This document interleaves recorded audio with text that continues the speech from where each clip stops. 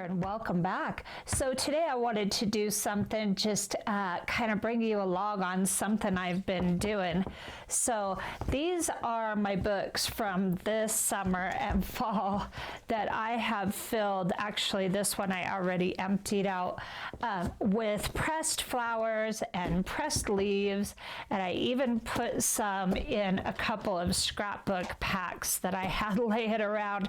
Now I will grab whatever I have handy, and so you might want to go to the Dollar Tree or a Goodwill and just pick yourself up a few books to press flowers with if you don't already have yours set up, so that you don't end up like me ruining all of your books and making a mess of pretty much everything in sight. So I wanted to show you real quick. Here's another little press I made. I have a few. This is kind of embarrassing. I have a few presses and they're all full. So I'm going to be doing a lot of botanical artwork this winter, I've decided, because as always, I get very good at collecting art supplies, better at collecting them than I do at using them, and I'm sure I'm not alone in that. So here's my little press. It's just, I took a couple pieces of scrap wood out of my garage and drilled some holes in it, and then just went and bought some big long bolts and some wing nuts, and a very easy way to put your flower press together. But I will say this, I do recommend a couple of things. One, you want to use thicker pieces of wood, because if you use too thin, they can split apart on you over time, and of course you don't want that. And two, you want to sand all your edges. After I drilled all the holes in these pieces of scrap, I went ahead and sanded all my edges off. Now I had cut these for a project long ago and set them off to the side in my garage and forgot all about them, and I don't even remember what the heck I was going to do with them. Probably make a flower press, knowing me. But the other thing I wanted to say too is, before I forget and get sidetracked, is this is more narrow than I would have liked. I like to have a press big enough to fit standard size paper in. That way you don't have to cut any of your paper. So you might want to keep that in mind. So if you want to use like 8.5 by 11-inch paper, then you want your press to be like 2 inches bigger, because you've got to have, of course, the space for your bolts. Now, another thing that I have started doing with my presses, this is all plain paper, and it's kind of funny because I had stacks of this old scrapbook paper that I didn't really like the paper, but I went ahead and cut it up to jelly print on, and I pulled it out. And I had so much of it that I decided, well, I'll jelly print some of it and I'll press my remaining botanicals for the year on what's left. And then another thing I really love to do is just, I have a little label punch, and I love to make these little labels. Let me bring you in. Here's my little label setup. So I've got leaves, grass, flowers, sage, seed pods, and then of course you can just label everything exactly the way you want it, and then just glue them on staggered so that you can kind of see the difference as you go down.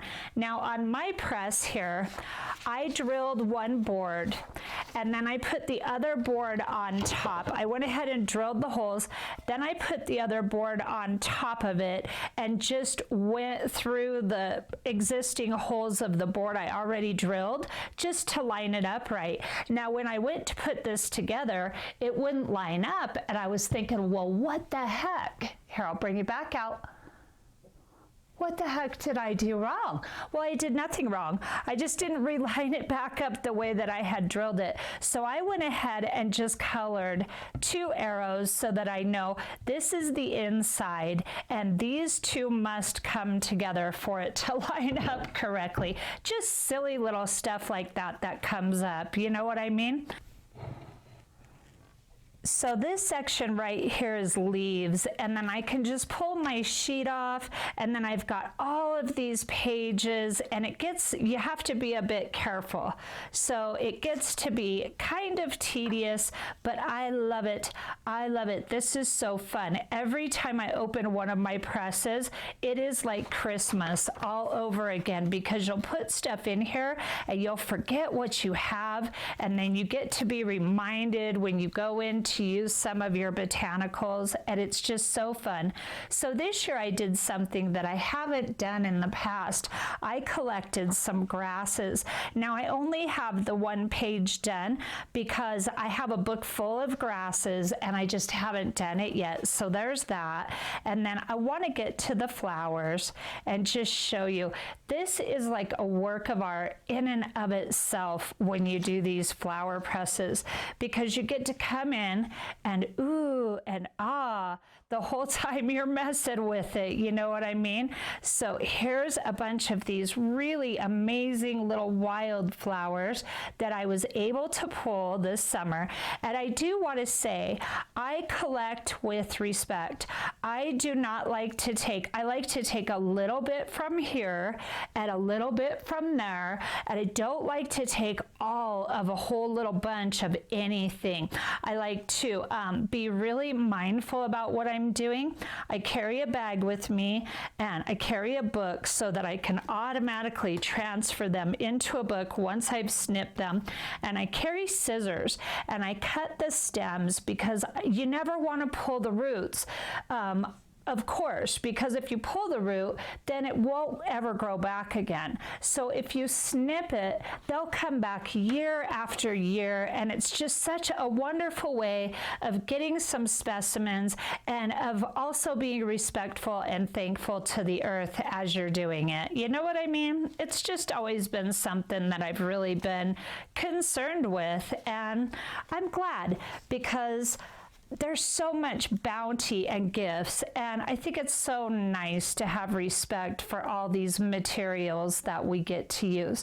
So here's my sage. I just wanted to show you a page of some of what I've got done here, and this is going to be one of my quicker videos, which I like that. I definitely like that. So now here's my seed pod botanicals, and I have some wonderful stuff in here.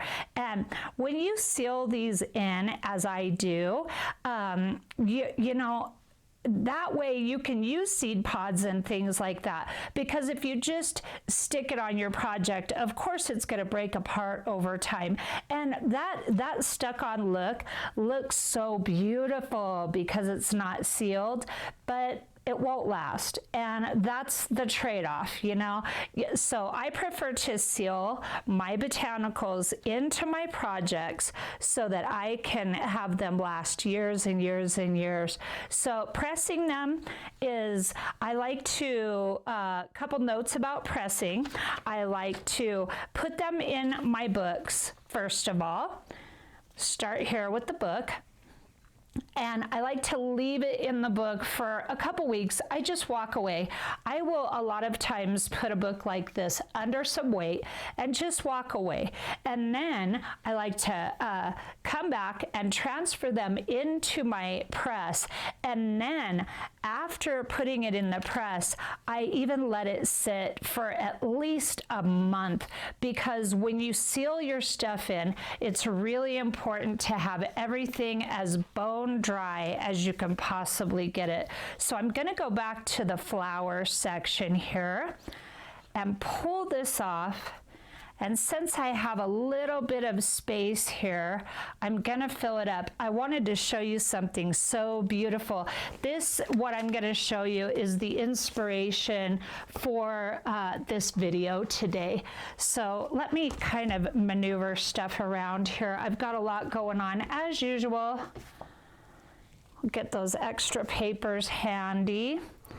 This is such, this is absolutely one of my favorite art supplies, are botanicals, and I know you love them too because you're here, and I do a lot of botanical artwork. So here's my little book that I have, and And I went ahead this year. This is what I wanted to talk about. Oh, one other thing that's really helpful is to have a pair of tweezers handy. I love to have tweezers handy for most of what I do. They just always come in so handy. So some of your flowers will stick, and you can gently come in and kind of ease that off with your tweezers.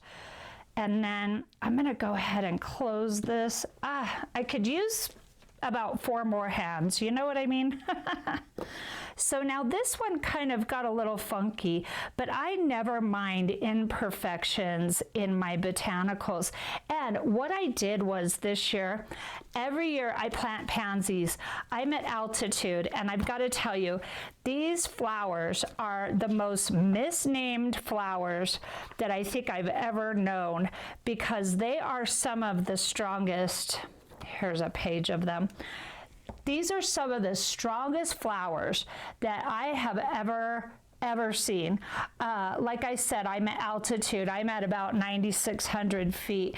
And so there's less oxygen, and it's really a climate that not all plants do well in, but the pansies do amazing. And every year I get so heartbroken over the first freeze coming and ruining all of my beautiful flowers. So I decided a few years ago to enjoy them in the pots until the end of the season, of course, and then go ahead and it's like, do I press them or do I let them go away forever?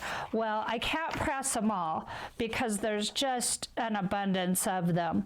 So I press what I can, and then I have this wonderful amount of gorgeous botanicals to work with. And another great thing about pansies, if you haven't planted pansies ever in the past, I definitely invite you to. First of all, they're gorgeous.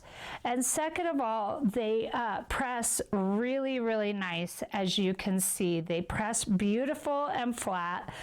And third of all, they're just such a hardy plant, and they just make me smile to look at. What can I say? And of course, you know, my books, I always grab for whatever is big enough. And this book I actually got off of my bookshelf, and I strictly grabbed it because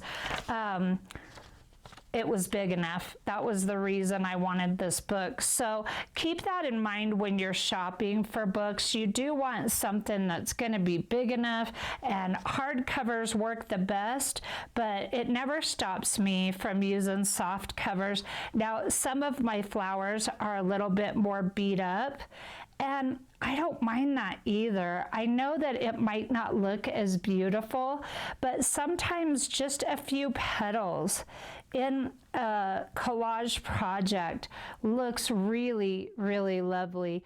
Now, some things get so tarnished and tattered that you can't use them. They just don't look good no matter what you do, but you'll see as you go, and you can't save every single thing.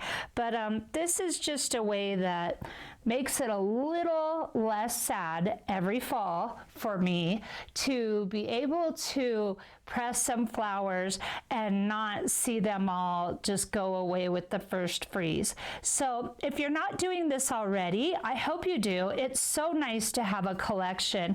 And I think I mentioned it earlier. Now I will let these sit. I think I for sure did. I was talking about them being bone dry. These are still quite moist, and they've been in the book for probably 2.5 weeks, 2 weeks for sure. And then the paper will serve to get the rest of the moisture out. Now, most of the color will stay. Some of it will go. It depends on the species. You never get to choose.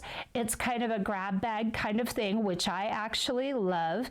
And the color that gets leached out of a lot of the flowers ends up making them look just as beautiful, and even more so at times. So it's just one of those things that I love about art. That is my favorite thing about art, is that it's a mystery, and you don't get to know until you go to use them, and then you get to be surprised with what you end up with. So give this a shot. Get yourself some wood, get yourself some bolts. I love the really long bolts. The long as I can get them, the better. And you want the kind with the threads all the way to the head of the bolt. That way you can have it as small as it can go, and the longer they are, of course, the higher you can build it up. So enjoy this, and it's a way to not be quite as heartbroken, at least for me anyway. I wanted to grab these real quick. Speaking of botanicals, this is a little mini photo field trip I just took the other day up by my house on a hike, and I really focused on getting close-ups of some of the botanicals that were dying off for the year. It's such a beautiful yet such a sad time of year for me because everything's going away, and so I like to get out and grab the last little bits of images that I can grab, and botanicals, of course. So here's some of the images that I took and printed, and I'm going to be doing some collage work with these in the very near future. So I did a little 1-minute video on it, and it's a little slideshow of some of these images. It came out really cute. It's very short. So make sure to hit the subscribe and the bell so that you get alerted to these collage videos as they come up. So I'm so glad you stopped by today, and I'll see you very soon. Have a good one.